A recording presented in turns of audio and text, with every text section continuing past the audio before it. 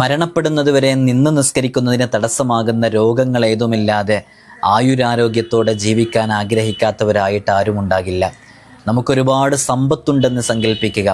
Multi super speciality ഹോസ്പിറ്റലിൽ ശീതീകരിച്ച റൂമിൽ 10-12ഓളം ഡോക്ടർമാരുടെ എക്സ്പേർട്സിന് മുമ്പിൽ നിരീക്ഷണത്തിലാണെങ്കിൽ പോലും അള്ളാഹു നമുക്ക് ആയുസ്സിനെ കണക്കാക്കിയിട്ടില്ലെങ്കിൽ ആ സമ്പത്ത് കൊണ്ടൊന്നും നമുക്കൊരു ഉപകാരവും ലഭിച്ചോളണമെന്നില്ല.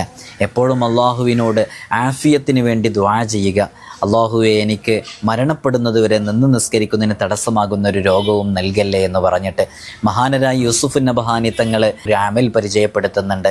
അള്ളാഹുവിൻ്റെ പരിശുദ്ധമായ അസ്മാഉൽ ഹുസ്നയിലെ അതിവിശിഷ്ടമായൊരു ഇസ്മാണ് അൽ ഖാദിർ എന്ന് പറയുന്ന ഇസ്മ.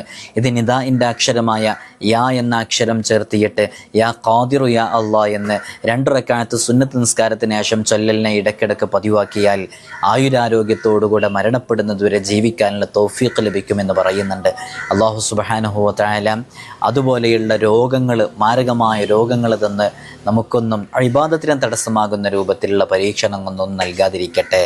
ആമീൻ യാ റബ്ബൽ ആലമീൻ.